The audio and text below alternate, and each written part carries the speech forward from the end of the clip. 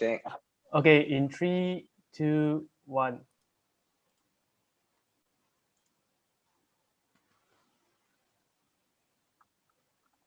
Hi, good evening, everybody. And Desmond Lee, thank you for joining. We are starting. So good evening, everybody. Welcome to another session of Endowus Live webinars.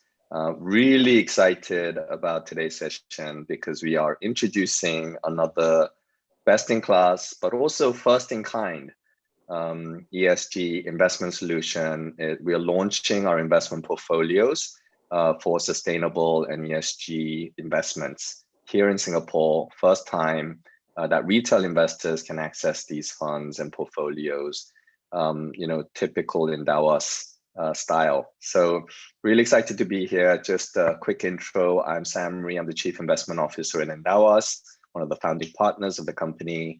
Together with us is Yu Lin. Hi guys, this is Yulin. I am the investment leader in Endowed, and I'm really excited to be here with them tonight with you. All right, wonderful. So a few quick housekeeping, the usual stuff, guys. Slido poll. So we've always used both YouTube chat. We're on live on Facebook as well, but Slido seems to be the most popular and well-used version. So we're going to use Slido again. So please click on this. Remember the 56719 number if you don't have it. We're also going to have a poll. So please go into the poll section and participate in the poll. And yeah, we'll have this going all along, and you can upvote other questions that people have asked that you think are good. So we can just do that. The other thing is that, Clubhouse is the rage. We are joining that fad. And the question is sustainable investing a fad or the future? So fad or future sustainable investing on Clubhouse. We're going to start a little bit later. We understand that Clubhouse scene is, gets vibrant after about 9 o'clock. So we're going to start at 9 o'clock. So after this webinar is over at 8-ish, we will give people a break. Those who haven't eaten can take a bite and then rejoin us on Clubhouse.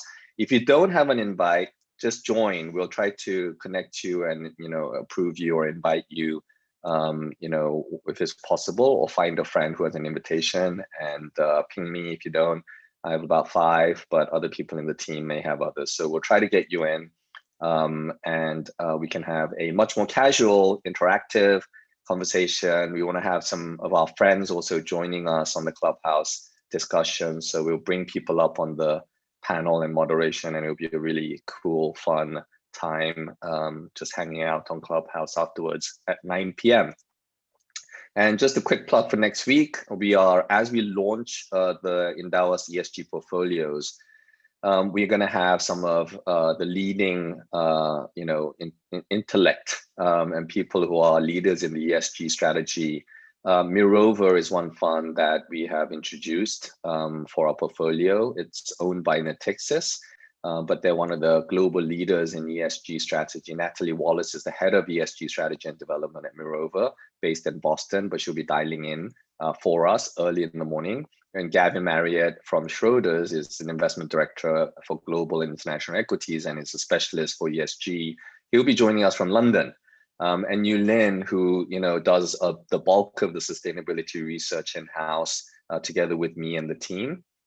We will be doing that together again next week. So please join us. This is the first of 2 sessions. So we have to break it down because we have 6 funds and 5 fund managers. And so we're going to have the equity session next week.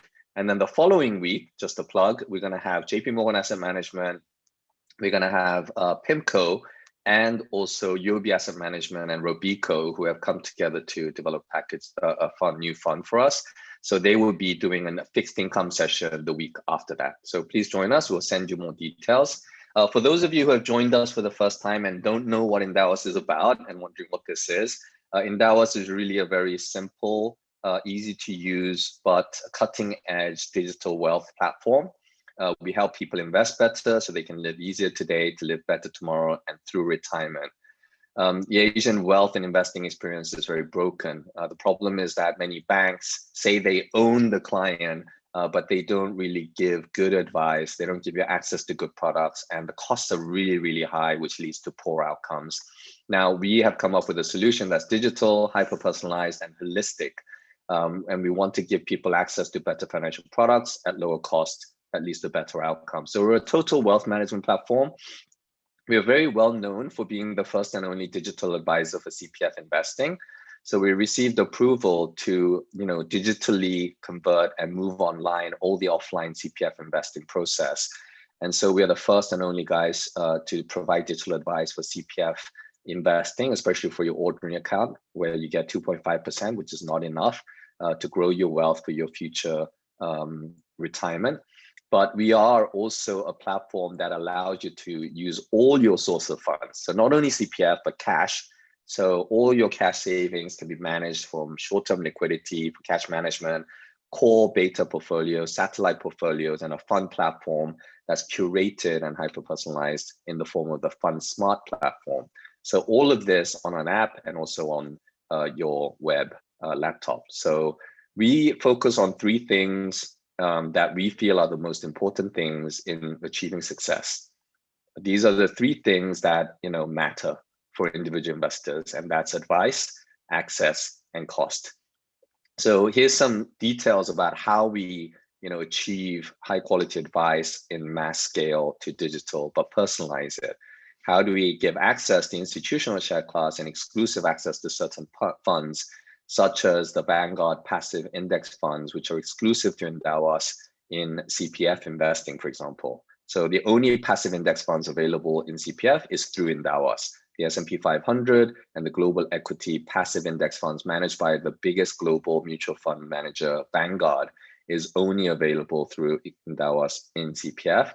But the examples that we will provide today of ESG investing is another example of how we are bringing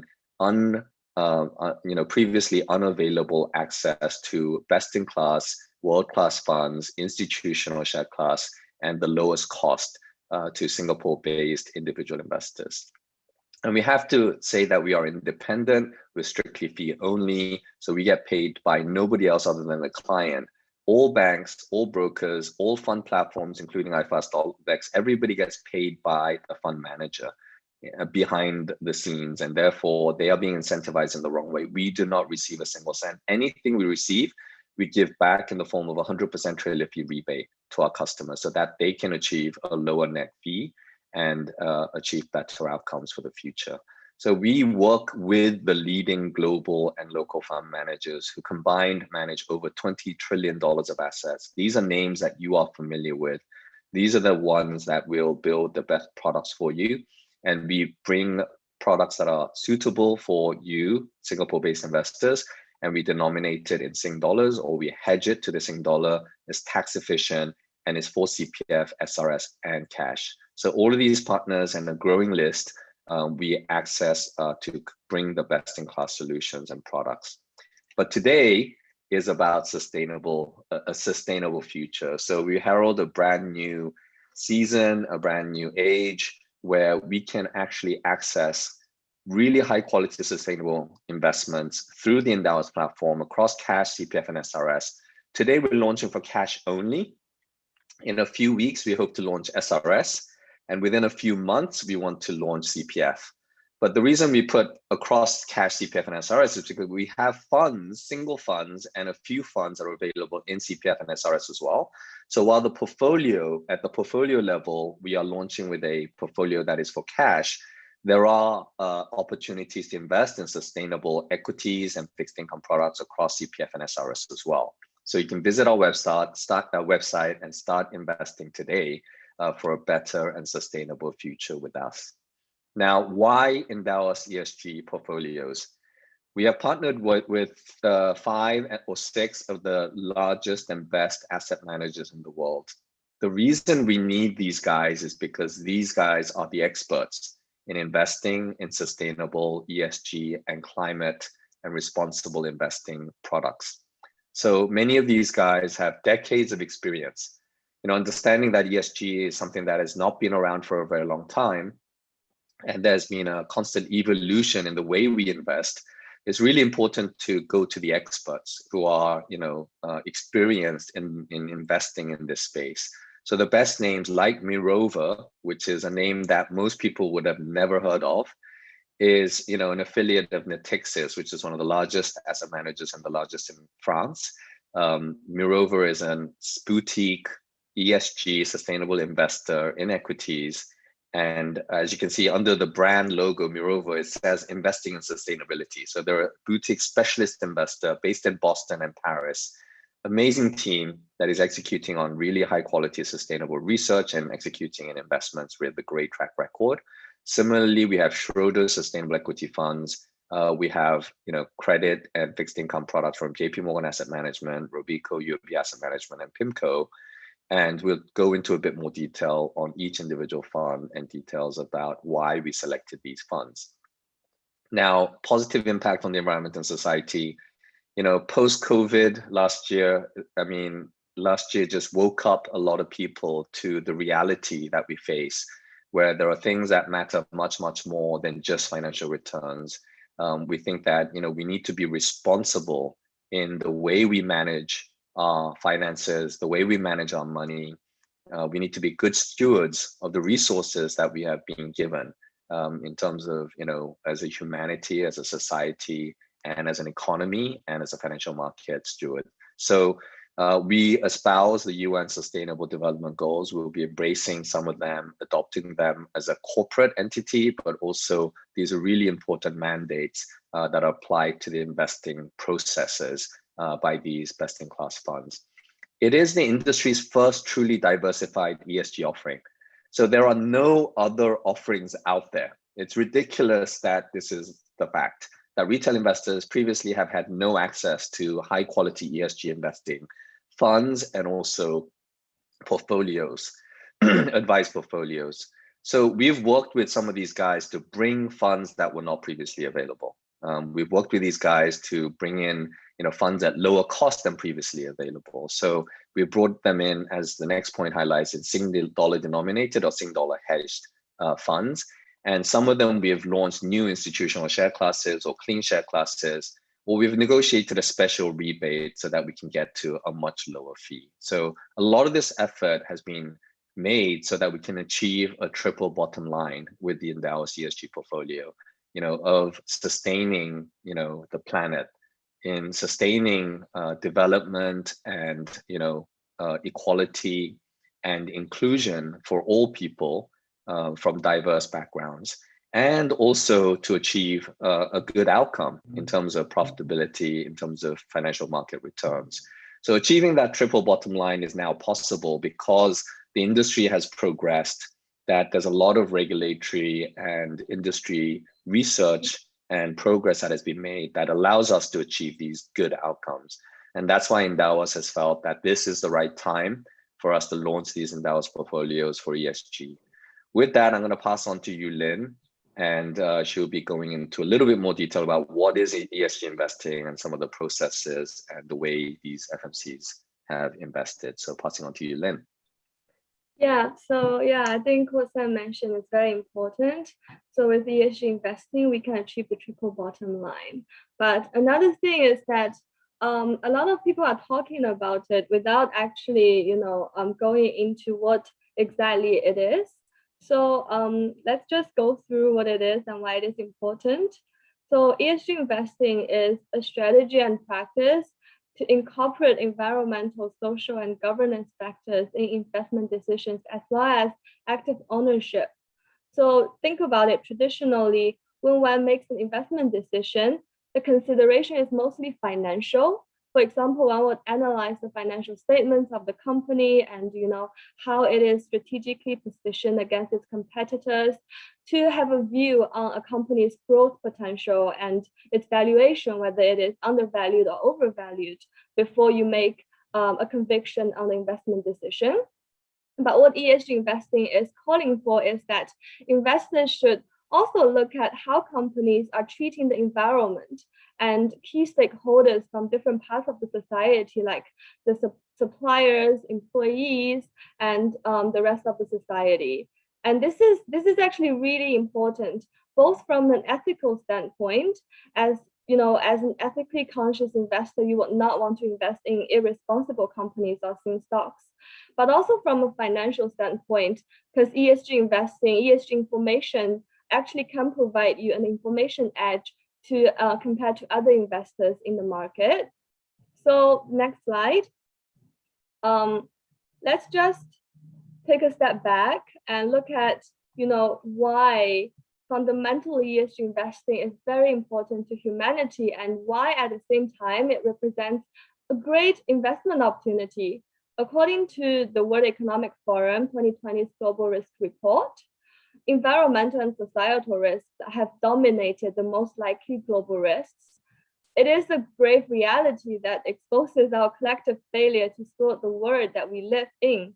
Climate action failures, human-made environmental disasters, they were the second and the fifth most likely global risks as predicted in the 2020 report.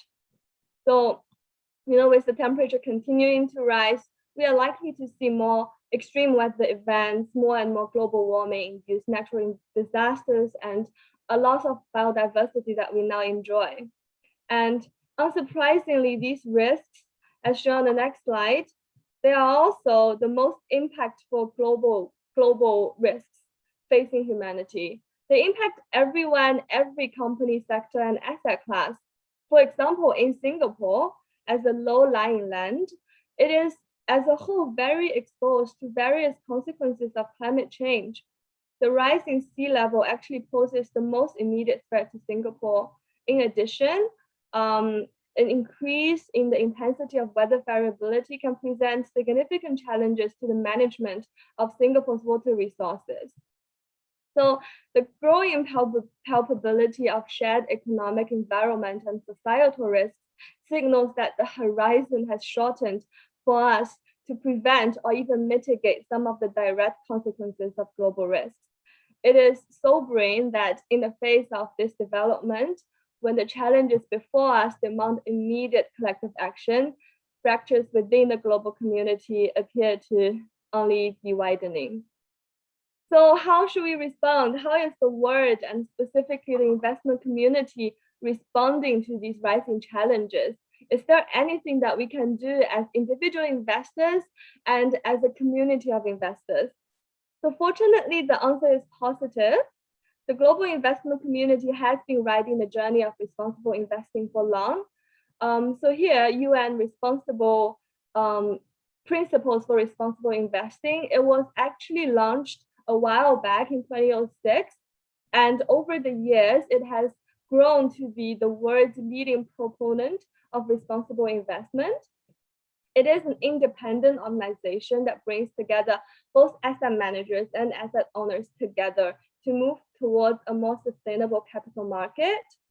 And it has really gained traction and momentum over the past 10 years that by the end of 2020, it has over 3,000 signatories investing over 100 trillion, and it is still growing.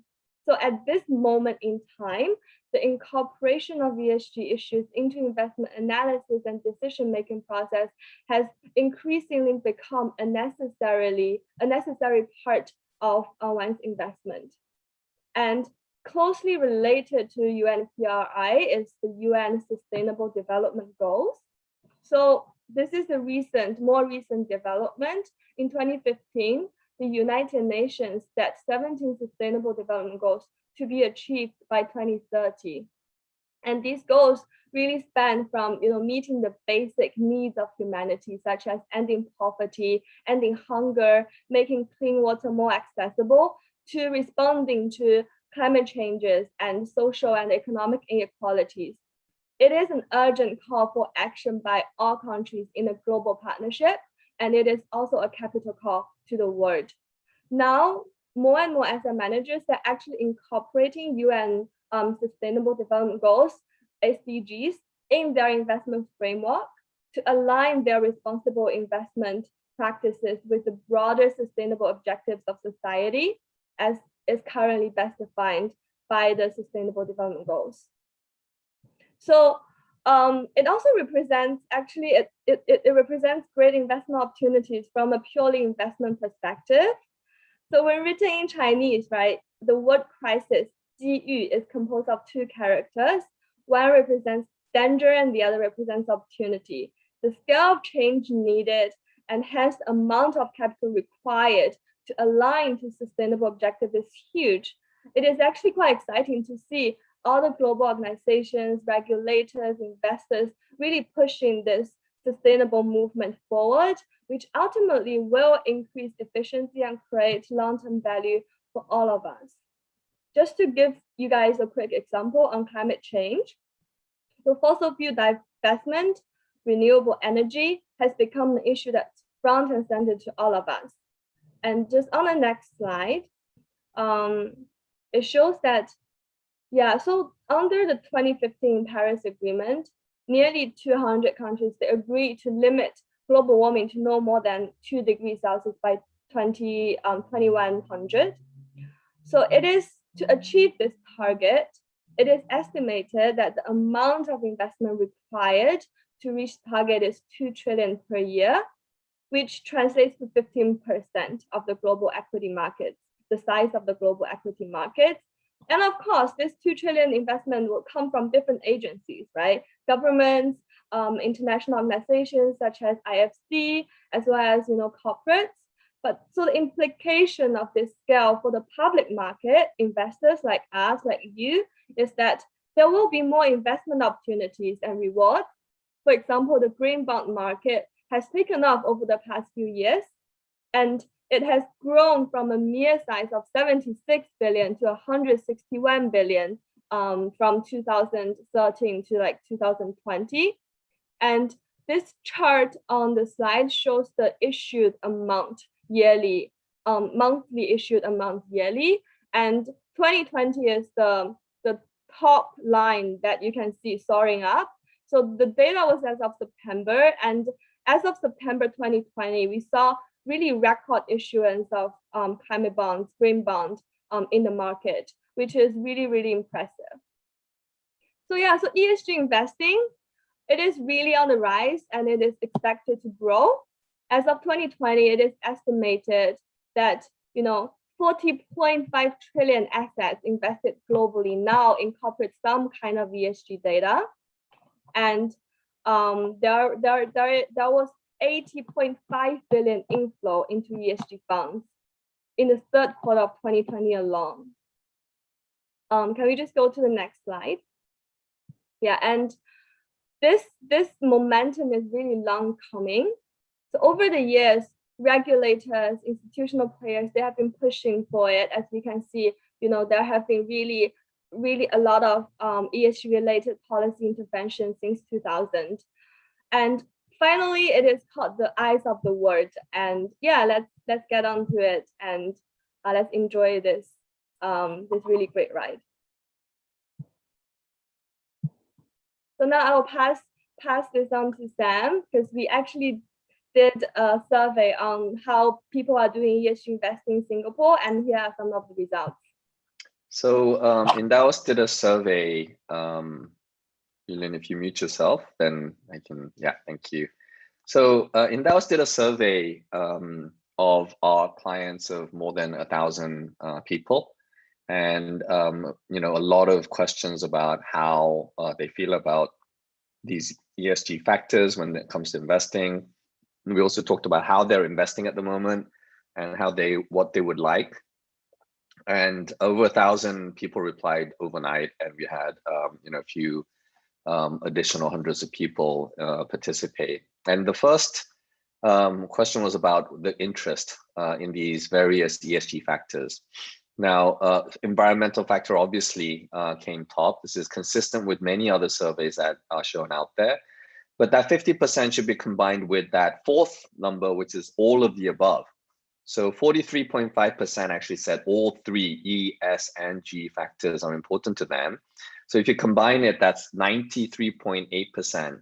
Almost everybody basically said that environmental is important to them. If you look at social factors like health, education, social equality, diversity and inclusion, then 32% plus 43.5%. So more than 75%, more than 3/4 said that social factors were important to them. And governance factors, which is not front and center in people's minds to the average investor in the retail, even then it was pretty high at almost 60%. So these ESG factors clearly are really important for people who are investing here in Singapore. But what is the reality? More than 70% of them said they have no investments in ESG products.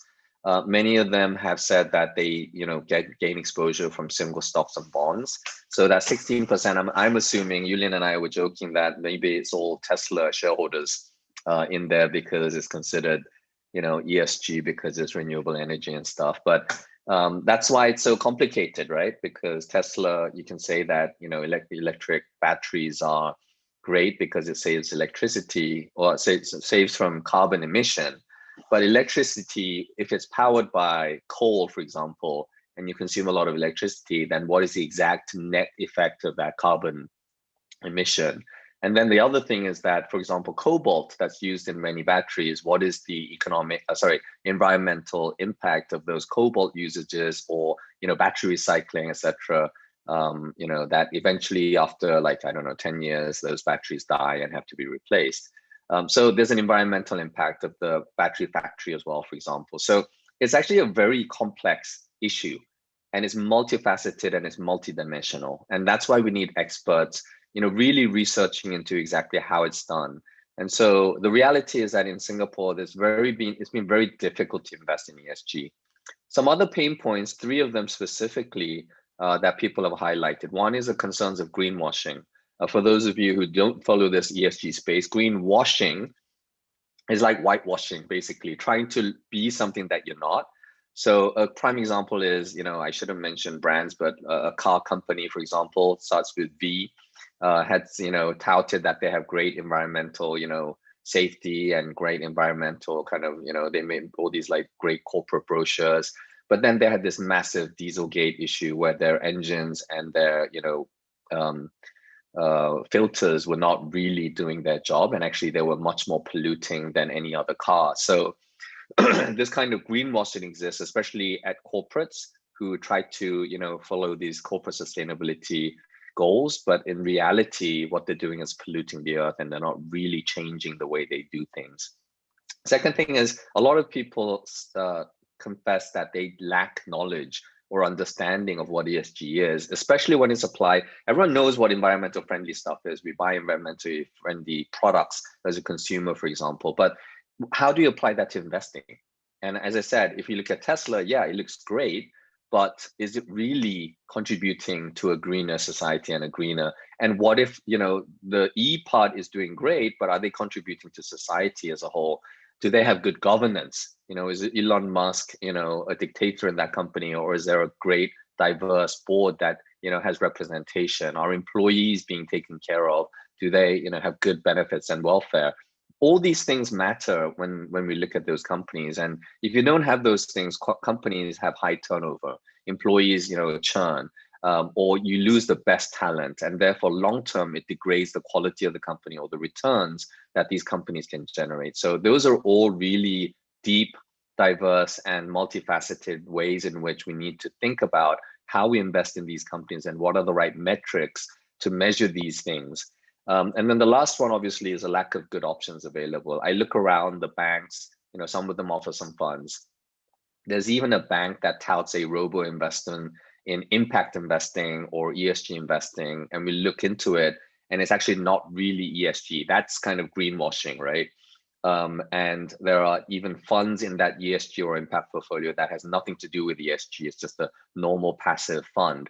And they tout it as impact investing, which is much stronger word, and we'll get into that, than even sustainable or ESG. So these are some of the pain points that exist, and I think it's common. I think most people, these points will resonate. So what has Endowus done? We've made it simple for you. We've done all the hard work of going out there, looking at all the hundreds of funds that exist in the universe in ESG. We've looked at sustainable equity. We've looked at socially responsible investing. We've looked at climate strategies. We've looked at negative screening, positive. We've looked at norm-based, value-based, etc. All those metrics to find and select the best funds that we can find to represent a globally diversified and low cost strategy that is passive and strategic in its asset allocation, so that we can expose ourselves to the market beta long term and expose ourselves to broad geographic diversification, and yet, really find investors who are really going to develop this ESG alpha source and maximize it so that we can generate good returns. Endowus ESG Portfolios is the only truly high quality ESG portfolio that's out there for retail investors. It is the only one with multi-managers, the leading fund managers in this space, coming together and building a portfolio together. It's the only one that mixes equities and fixed income. So I mentioned that Bank Robo, it's 100% equities portfolio. So yeah, even they can tout that it's an ESG portfolio. We are the first and only with a truly diversified equities and fixed income ESG portfolio. And it's across the whole risk spectrum. So 100% equities all the way to 100% fixed income and everything in between. And we look at the rolling worst outcomes, and it's not that different from the long-term benchmark returns. If you look at this performance, over the longer term for the ESG portfolio, there's some that don't have the long track record. Some of them have common older share classes. So we've looked at the older share class of the underlying funds of each of these portfolios. And the one that common beginning that we can find is 2013. So it's limited, but it's better than the 1 year, 2 year track record of the local share class. So the long-term track record shows that ESG portfolios for certain periods do underperform, but over the long run will at least be at benchmark or better. So we do no longer do we have to sacrifice returns in order to do good and do better for society and the environment. These value-based driven investments, sorry? No, I just wanted to add on to Sam's point as well. So as Sam mentioned that, yeah, there isn't too much. Your video is off, by the way. Oh, sorry. Let me turn it on. Yeah. Yeah, okay, yeah. So yes, it's really a shame that there isn't a longer track record for ESG investing. So, it is very difficult to generalize the performance studies that we see. There are different articles flying around saying, like ESG funds, they have outperformed, but those are like 2020, those are pretty recent. So we need to wait until, until the full market cycle to really see how ESG funds performance play out. But we have seen, ESG alpha to realize in 2020, and we need to realize and notice that basically for the ESG alpha story to play, investors need to start pricing in such ESG information. So the more people to know about ESG investing and pour their assets in, the better. And this has happened, and it's still continuing to happen. And another 2 points is that, but if you look at the fundamentals, actually most academic studies have found a positive relationship between ESG and corporate financial performance. So companies that do better on ESG metrics actually perform financially better as well. So they would have, for example, higher productivity, higher profitability, lower staff turnover, etc. And another thing is that on a risk level, studies have generally found that ESG data is informative of the individual risks of the companies, and it helps to forecast the future change to the risk estimates of the company. So for example, a research paper by AQR Capital Management found that the stocks in the worst ESG quintile have a total volatility that is higher by 15 to 18% than the stocks in the best ESG quintile. So that's in stocks. And in fixed income, studies have also found that better management of ESG issues do correspond with lower credit default swap spreads and a higher credit ratings. So those are really, really important and high quality information for investors to incorporate in their investment decisions. Yeah, so yeah, that's what I wanted to say. Yeah, and so these performances are net of fees. So the funds underlying. So some questions we received about how ESG investment portfolios expense ratios tend to be higher than the other portfolios. So, okay, so overall, it is higher in terms of expense ratios at the fund level. Our fees remain the same. So even though we've put in a lot of work and effort, our fees don't change, and it's across all sorts of funds. So that is not a problem. So we are constantly working with fund managers. For them as well, I think it's a scale issue. So they need to get to a bigger scale for them to be more profitable and lower the expense ratios. Just as Endowus continues to grow, we will lower costs wherever possible. But I think that, you know, is the reality. However, this is net of fees. So this is taking out all those fees that we've talked about, and we're doing apples to apples comparison.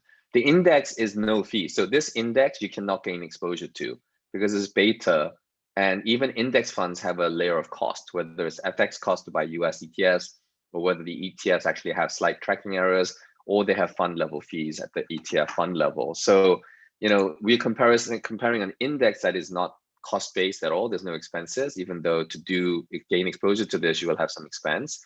But the ESG portfolio is net of all fund level fees. And even despite that, we've had good performance. So I wanted to explain that to you because we've had a few questions. I think, yeah, so Chen Hei Yuan and also Anonymous asked about the expense ratios, which was the top question in there. So we'll come back to the questions later, but I think it's important to also look at the characteristics of the portfolio and how they compare. And equities portfolios tend to have an annualized return, you know, that's higher, especially in recent years. This one is the only data that we have for all the portfolios on the equity side, you know, since 2022, January. So 1 year, slightly over 1 year performance. Obviously, the numbers have been very good. But, you know, if you look at the right-hand side, you can actually see that the volatility in general for equities has been lower. For fixed income, because of its exposure to credit and higher volatility, because the index is largely a government index, so it's not really representative. But that volatility of 7.5%, including the volatility that we saw in March of 2020, is not that high. And so we think that volatility, so risk-adjusted returns in that regard, is actually pretty good.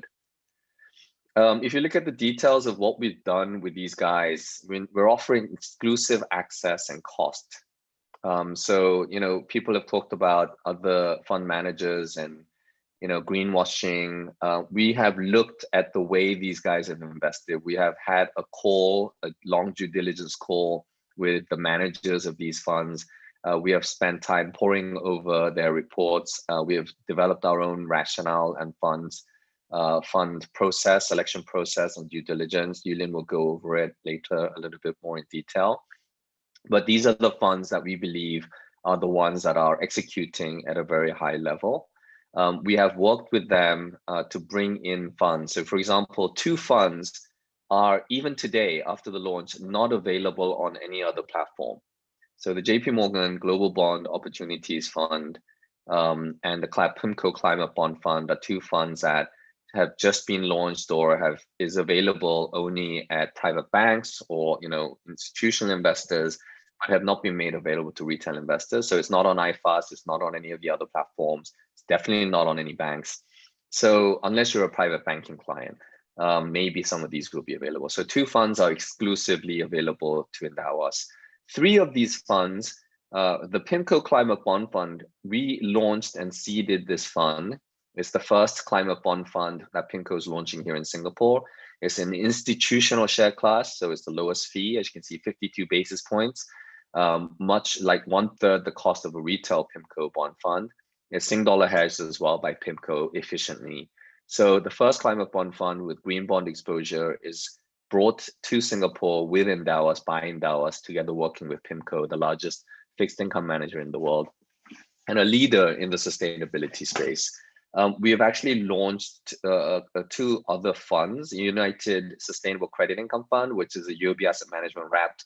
Underlying fund is Robeco's Sustainable Credit Fund. The institutional share class, we launched it and we have the lowest fee possible out there as a result of that in, once again, SGD and accumulation, SGD hedged. We've also launched a clean share class fund for the Schroeder Global Growth Fund, Sustainable Growth Fund. So it removes the trailer fees.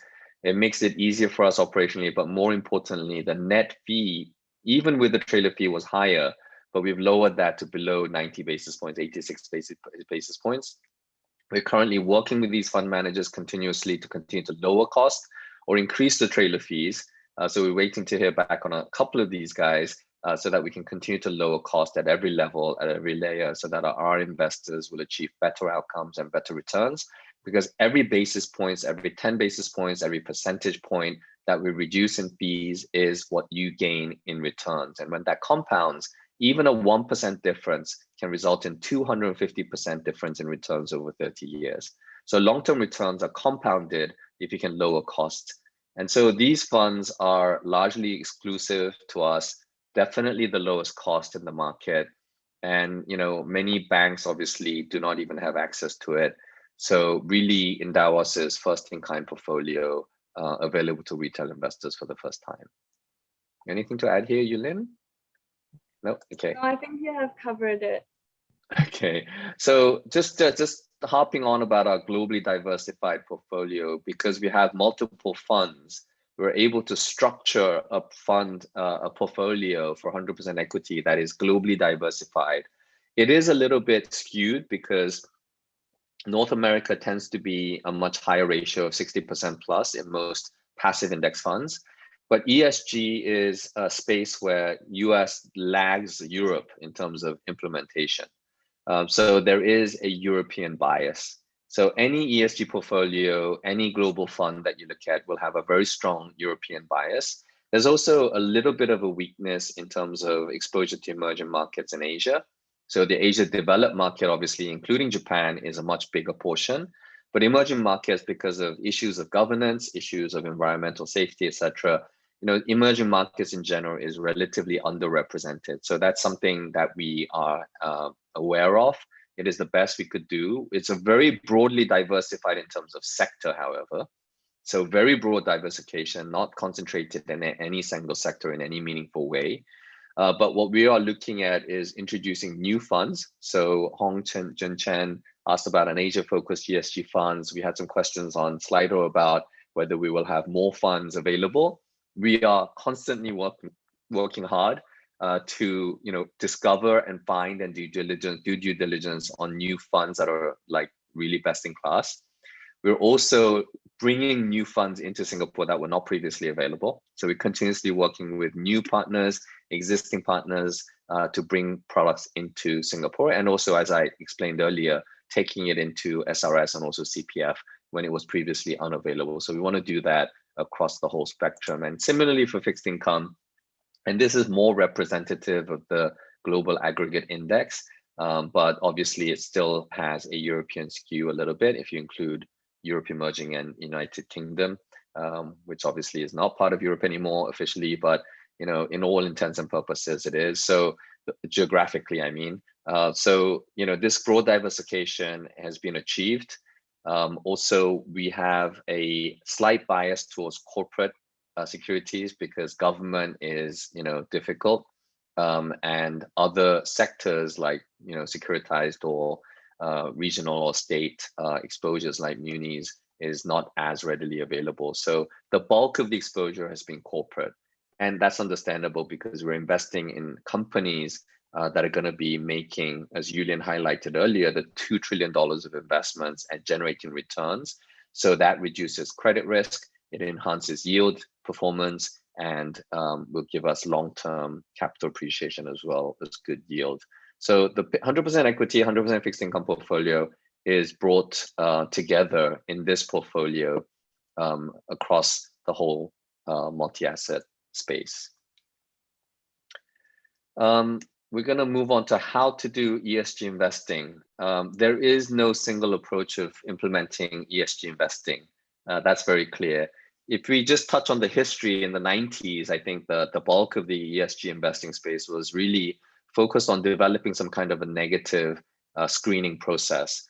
So norm-based, meaning that if you have companies that don't meet certain metrics or companies that have like sell ammunition or biological weapons or chemical weapons. So these kind of norm-based exclusions were the first, or goes against international treaties or conventions, and or sanctions. Those were the norm-based, and then value-based exclusions are companies that have exposure to tobacco or to gambling or adult entertainment and stuff like that. Or if you're an environmentally focused, and if anybody is producing like coal or carbon emissions, and you would reduce it, remove it. So these exclusions were the first kind of phase. It was exclusively exclusion based, so negative screening. But as the industry progressed, we've had a lot of positive screening and positive work that goes through the investing process. And so moving on from exclusion, we have had like integration of ESG information, a very much more active selection of companies. And in the past, where we did not want to have any exposure to bad companies, I think the inclusionary approach is a synergistic and systematic approach to long-term trends where bad companies actually can improve. So that delta, the improvement, is going to generate alpha. So active managers have actually embraced integration, where there's an inclusionary and an active approach to investing. And when you combine that with engagement, where they engage the companies to embrace better environmental control, better governance, norms, then companies can improve over time. So engaging companies either through proxy voting in the case of equity investors at the AGM, engaging management constantly, both for equities and fixed income investors, and trying to get them to adopt better practices, better governance, better environmental standards, is actually a new approach that is being much more embraced. And that's why active managers can generate alpha in that way, although some still don't fully embrace that. The third approach is like best-in-class approach. So find the best companies as sustainable leaders that will compound in growth, have high quality, oftentimes, value bias, maybe high dividend paying stocks. So really high quality companies. But the most important thing is that ESG integration used to be, oh, I'll just look at environment, or I'll just look at governance, or I'll just look at social impact. But these days, these things are all coming together synergistically. So single companies can embrace E, S, and G.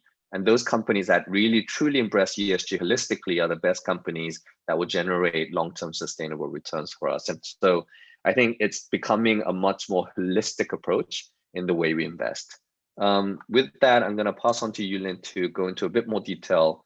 Oh, am I supposed to do this? Yeah, I'm supposed to do this. Sorry. You can. I can. So I'll just do up to here, and then I'll pass on, and you can add on for sure.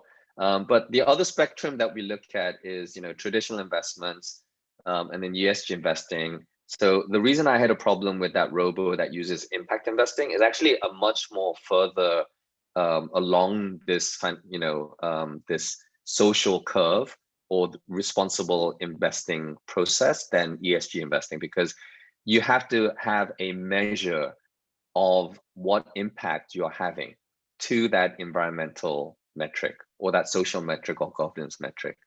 If you do not have that measurable impact, then it cannot be called impact investing. So exclusion-based, positive, screening, active management, best-in-class approaches are all within the ESG framework. Obviously, it has some impact, but real traditional impact investing will be really much more focused, like almost between philanthropic and ESG investing. So, really marrying financial return and social return, and sometimes sacrificing financial returns in order to maximize impact. And so that measurability of impact actually supersedes the financial return that you generate. So that's much more towards social returns. And obviously philanthropic and venture philanthropy is much more social based. And so you forego returns, or you're sacrificing returns in order to have a positive impact or social and environmental and governance change that we're having. So I'll pass on to you, Lynn, with this slide, or did you want to touch on anything else from the previous ones? I just wanted to touch on impact investing. So Yeah, so impact investing is really more focused on, generating measurable impact alongside financial returns. And we are seeing more and more equity managers doing this in the public equity space and also in the fixed income space. But it is still, I think, in its nascent stage. So it really started out from the private space where there is much more, like social enterprises, those startups that really seeks to in its business model to pursue both profit and impact at the same time. And then the venture capitalists will go in and invest them and monitor the impact and the performance as well. So yeah, so it's an exciting space that we need to watch out for. And we are also looking at the rising impact funds. And once it's matured, once we are comfortable with bringing it on, we will definitely consider. And I think Sam has touched upon this slide mostly. So these are just different ESG investing approaches, both integration and active ownership. We can jump on to the next slide because we've been talking about overarching, okay, what we can do, what other approaches taken, and every fund manager has a slightly different approach that falls within that framework. So we just want to kind of contextualize that and illustrate it with one example. So this is how Schroeder does it.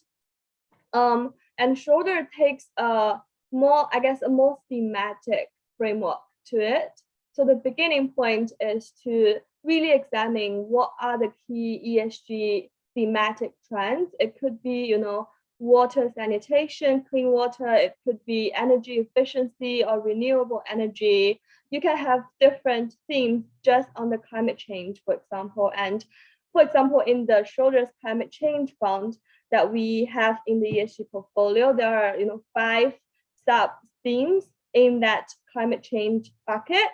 And once you have that clear idea of those are the themes that we want to address, they will go and look for the stocks that either contribute to the theme or benefit from the theme, and then coming up with a proprietary investment universe to do further analysis on it.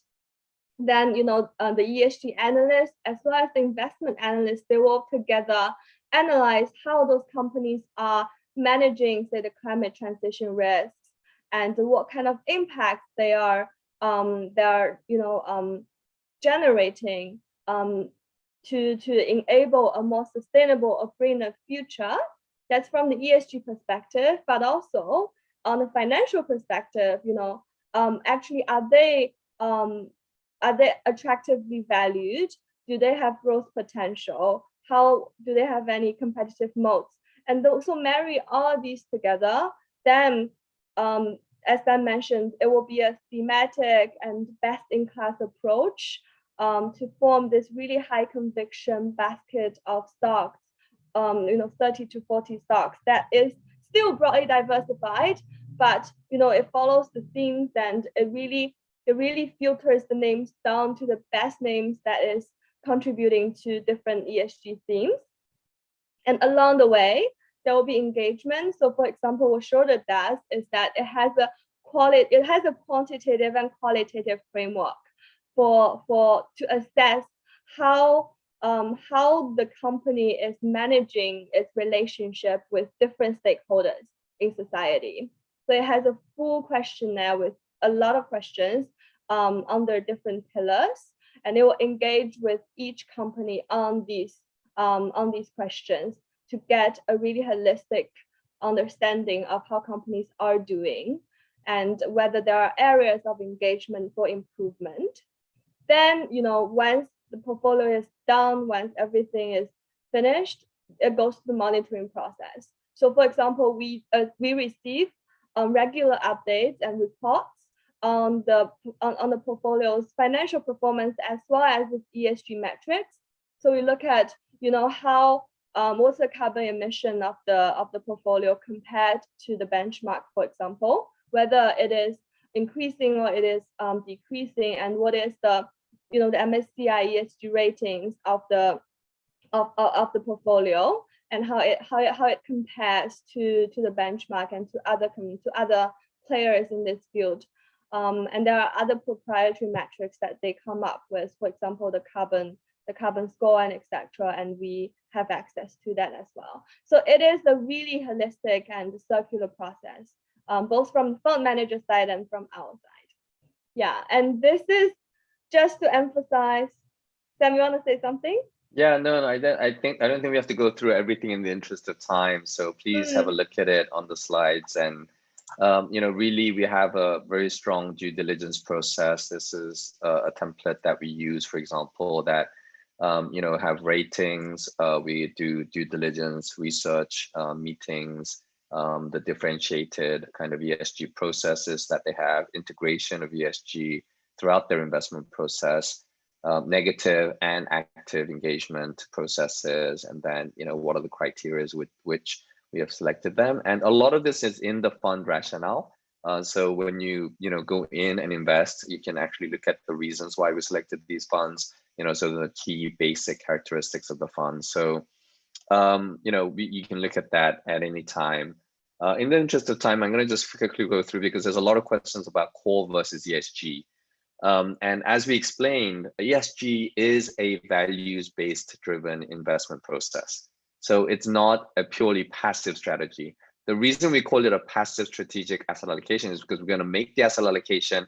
We're not going to try to time the market. We're not going to go in and then out of credit, or we're not going to buy like certain sectors or geographies and then try to trade it depending on macro conditions, or because Tesla's the latest hot stock.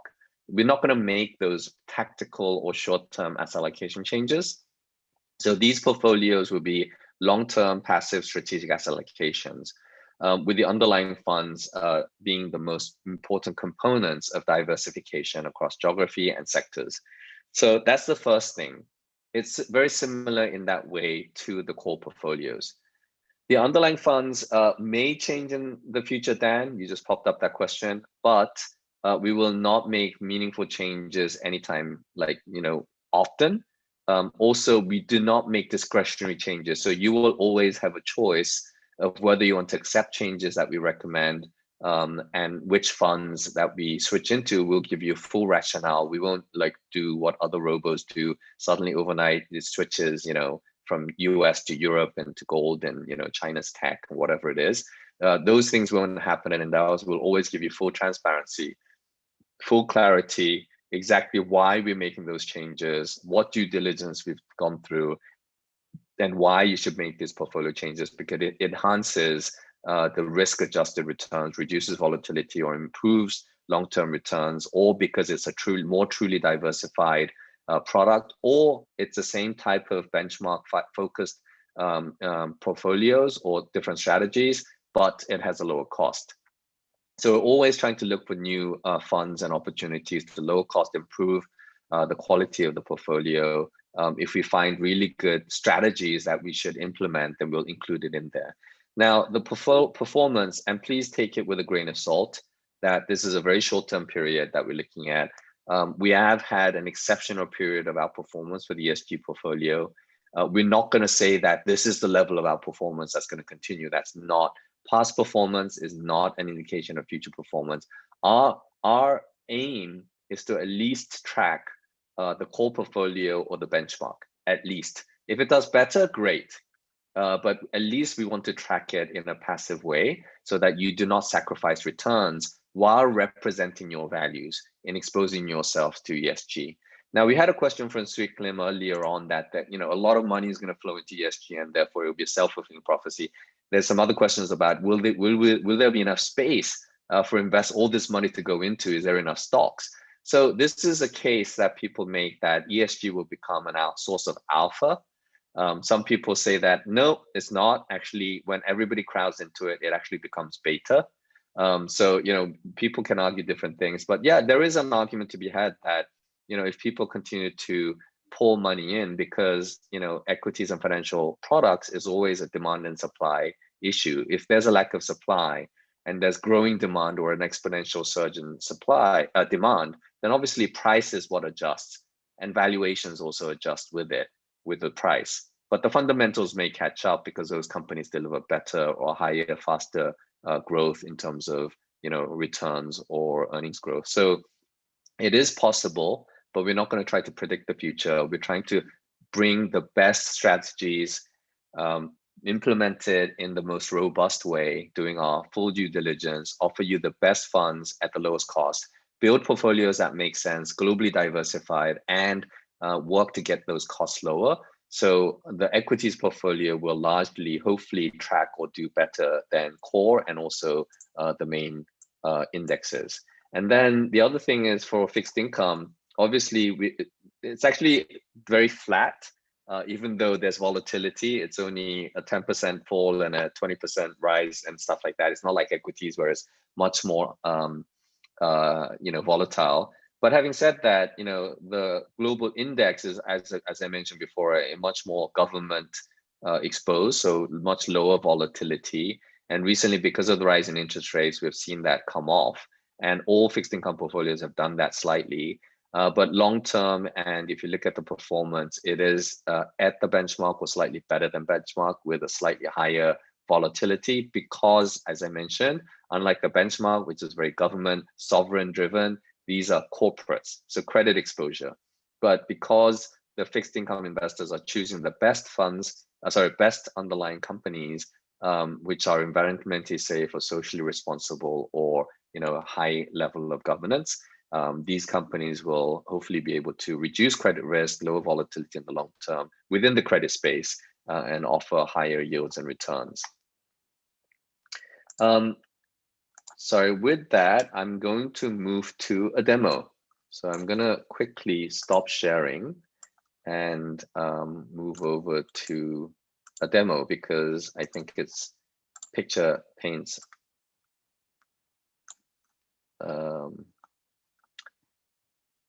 okay, so yeah, so sorry. Let me just get this screen. I hope that everybody can see the screen. We have a wonderful picture of my partner, Greg. So business partner Greg, and CEO of Endowus to grow all your money. We have the new ESG portfolios here. On the website, we have a beautiful picture of a waterfall and greenery. You have a lot more details. Recent awards as the FinTech Innovator in Asset Management and Rising Star of Singapore by the Asia Asset Management. A lot of information here on what, why, how, our insights article, about our fund managers. And then we've given a calculator here on what impact you are having. So if you invest $10,000, which is what everybody should do, then your carbon emissions avoided annually is equivalent to 1,500 kilometers driven in a car, which is equivalent to 35 trips between Joo Koon and Pasir Ris. Things like this. So interesting table. We have some charts that will look familiar because we used them today in the presentation. You can refer to it here, and you can sign up in 10 minutes. Onboarding available with SingPass. We apologize that our mobile apps were not ready in time, so please upgrade them, or you can actually now access it through Android. iOS, we need to get approval, so it's taking a little bit longer. So please bear with us. It may take a few more days, maybe tomorrow, as soon as tomorrow, maybe by this weekend at the latest. We would have iOS mobile access to these ESG portfolios. But on the web, you can do it immediately. So this is Sinting's dummy account that we use. Sinting is our amazing chief client officer, managing our CX team, client experience team, who are the best in town. You can actually, if you're an existing investor, go in and press the add goal function. If you're new to the platform, then you can actually go in the onboarding process. And after the onboarding, you come to this goal selection phrase. And we obviously have general investing, advised portfolios, core and ESG. We have the short-term liquidity cash management portfolios. So the core, enhanced, ultra, and you can actually build your own customizable portfolios using the FundSmart platform. So today we're gonna go into the ESG, general investing advised portfolios, and you have a choice of the core and the ESG portfolio. If you click on it, then currently the only source is cash. Soon we will have SRS available here and CPF in the future. In a few months, hopefully we'll announce that. But once you select that, you put in the details, and obviously Sinting is not 33, she's 25. And you choose your risk tolerance and maybe adjust it if you would like a little bit, the 12-month worst outcomes. You change the goal name to whatever you would like to make it. And then you would have a portfolio that is recommended.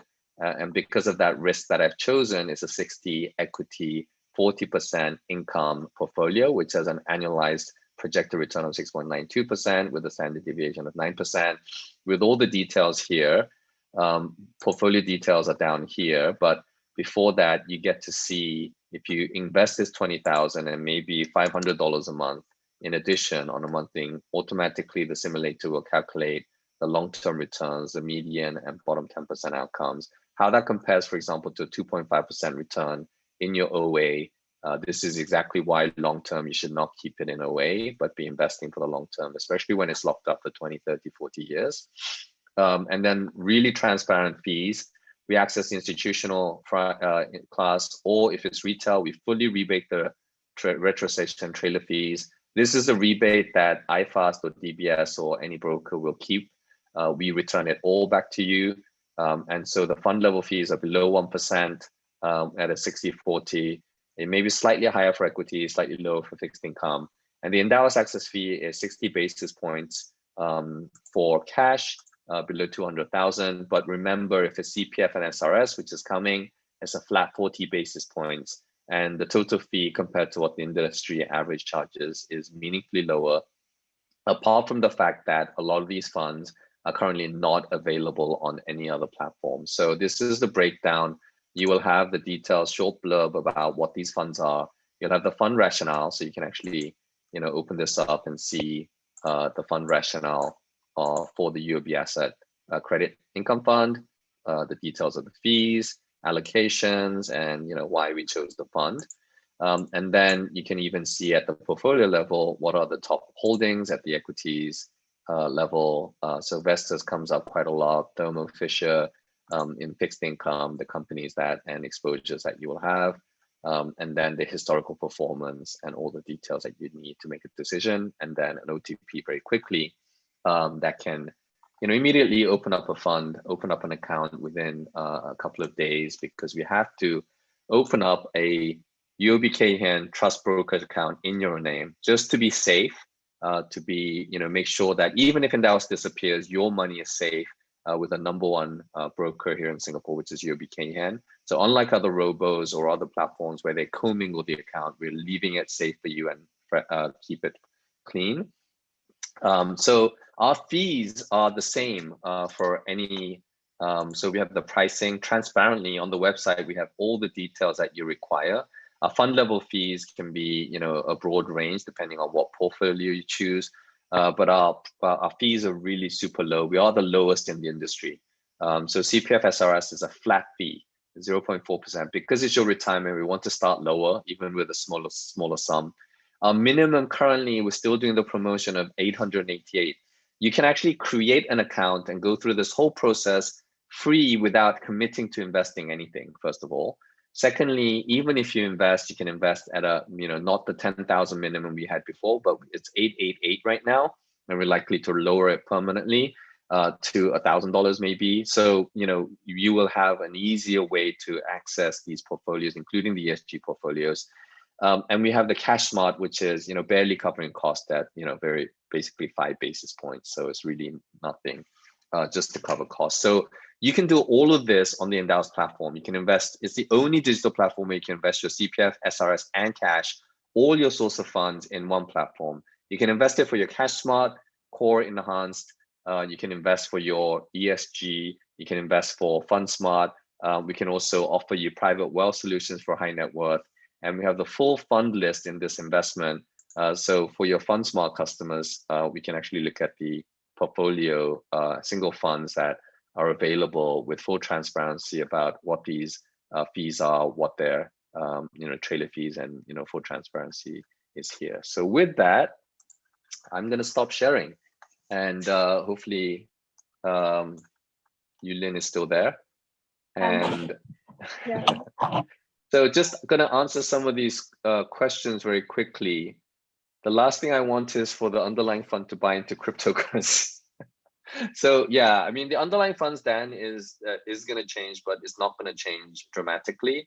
We're working with some fund managers to incorporate really high quality, funds. We're looking to include some index funds.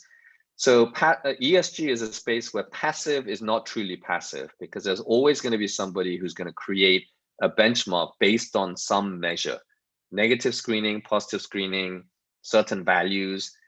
So passive is not going to be passive. The only thing you can do passive is expose yourself to a market, right? So if you buy the whole market, then you're a passive investor. But the moment you start implementing an E or an S or a G factor into investing, it becomes an immediately active component. So it's always going to be active management.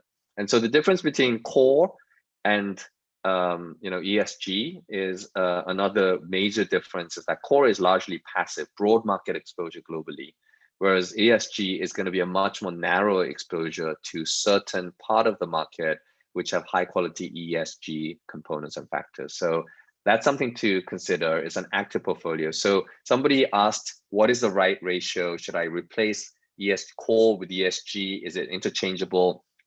To me, core remains core. It remains the part that you need to gain exposure. The broad market, globally diversified markets, to the whole market, you should have some core allocation. What is right for you could be 50%, it could be 70%, with a 50% allocation to ESG or 30% allocation. That's up to you. What we've built the ESG portfolio to do is to not divert too much away from the core portfolio. So sometimes it will divert and do better. Sometimes it will do worse, but largely we want it to be a little bit more passive and tracking the core. So allocating to maybe a 70% allocation to core and 30% to ESG would be a great start. I think that's that 30% is the number that came out in our survey.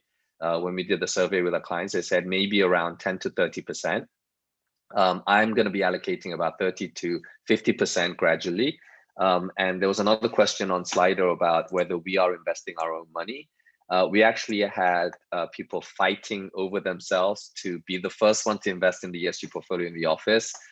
So someone called SJ, Jay became the first one, Henry was number 2, and JX and Jihan, our product guys, took the top 4 slots and invested immediately after the launch before anybody even found out, even within the company.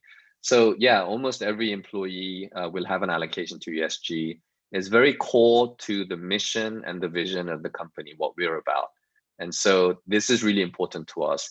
Endowus was created to make a meaningful difference in our lives, to help people do better, save and invest better, so that they're better prepared for their financial future, so that they can secure a financial buffer that will, protect them and their loved ones. So we're really missional and purpose-driven in why we set up the company, in the way we run the company, and in the things that we prioritize. And so ESG and sustainable investing is something that is really dear to our hearts, something that's really important to our values. And so Endowus will continue to pursue and improve and enhance and offer things that were previously not available to retail individual investors that previously had no access. With that, Yulin, if you want to have some comments, I'm just going to mention that we have a live poll going. Endowus core portfolio, ESG portfolio. I don't know why Sheng-Shi put this up, but yeah, he wants to know what you guys think. So please help us. Sheng-Shi is our personal finance lead and a great guy. He came up with the poll. So go to Slido, please, on the live poll. Please vote which one you would go for, or both. Maybe we should have the ratio as well, but you can leave comments in the Q&A section for that. Yeah, no, I think it's really exciting. And as I mentioned, all of us went for the ESG portfolio the moment after we realized that it launched. So I also just invested in our ESG portfolio yesterday. And of course, I chose, just to give a bit more information, I chose 100% equity because I have a long time horizon ahead of me. But yeah, so I was looking So I'm much older, and so I went with 60-40. So yes, okay. We're keeping true to our word. Yes, and our beliefs. Exactly. Yeah, and I'm looking at the slide of questions. I think we really have a lot of good questions, and given the time constraint, we might not be able to answer all of it, but we do have a Clubhouse session coming up soon at 9 p.m. So go to the Clubhouse. It's under the HG Personal Finance group, and you will find us at 9 p.m. and we can, discuss all the questions that you guys have. And we want to be inclusive. We have to apologize to those people who are not iPhone users, those people who don't know what Clubhouse is and don't want are not on it. Please accept our apologies. We're just testing it out from marketing and engagement angle. We have forums and we have websites, Facebook. We have our pages in LinkedIn, etc. You can reach out to us at support@endowus.com. You can also, we'll look for other forums where we can be a bit more engaging and interactive. So Slido and questions are great, but if we can hear your voices, that'd be wonderful as well. So we'll continue to look for opportunities to engage and interact with you in the future. Yeah. If we have time, I think we can quickly address 2 or 3 questions. So I did see a few questions on, disclosing the ESG ratings and carbon metrics and providing the impact report at a portfolio level. So this is really great requests, and it is definitely something that we are considering and working towards. So the challenge, as we mentioned, is that impact measurement is still quite difficult for public equity investing. And even in private, it's not the easiest thing, and there's no standardized metrics to use. So actually, the calculator is a step towards that.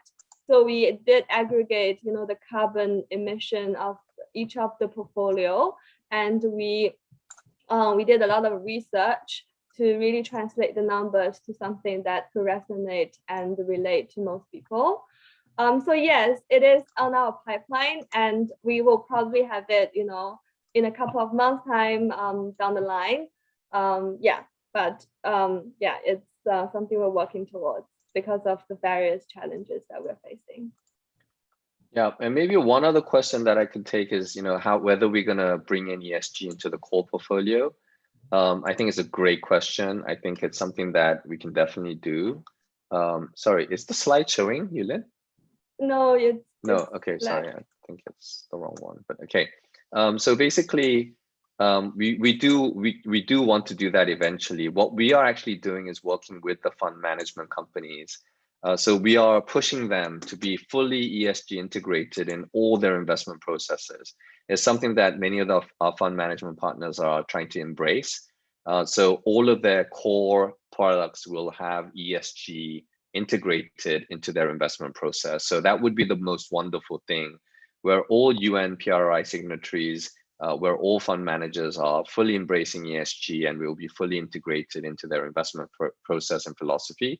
So that is a fully integrated process. So Dimensional, our key partners, PIMCO, Vanguard, and many others are in the process of doing that, and some are more advanced than others. But we hope that the core portfolios will be reflecting some of that ESG integration over time. So with that, I'm going to just share the screen one final time, because for those of you that missed it earlier, there is the Clubhouse session that's going to be beginning in 40 minutes. It's actually in the YouTube description. Also, don't forget next week's session, where Yulin and I will be joined by Natalie from Mirova, and also Gavin from Schroders, who will be joining us from Boston and London, respectively. So it's not easy for us to get these guys, but we got lucky and have 2 people from who are leaders in the ESG space joining us to talk about equity investing through the lens of ESG. And then the week after, we have 4 amazing speakers who will be joining us for the fixed income session that's coming up. And the only thing that's remaining for me to say is thank you so much for joining us tonight. We apologize if we could not get to your questions. We've gone 20 minutes over, but please reach out to support@endowus.com, where one of our CX team members led by Sinting will be happy to engage with you. So we have an amazing team, Lin Singh, Joyce, Danny, Maddie, Sinting, and a group of amazing client experience team members who do a fantastic job, and they'll be able to answer any questions you have. The investment office is at your disposal as well. So Yulin and I will be engaged with the CX team to respond to any questions that you may have. So thank you once again. Please visit our website down below. You can sign up and invest in these ESG portfolios immediately. The mobile app for Android is ready now and has launched for those who have struggled up to now. So apologies for that. And if we can get iOS up very quickly, you'll have full access to ESG Portfolio. So thank you once again. Have a wonderful evening. And for those of you who can join us, please join us on Clubhouse at 9 p.m. Where we'll have a bit more casual conversation. Yulin? Thank you guys. Thank you guys for joining us tonight, and see you later. Have a good evening. Okay, bye-bye. Bye.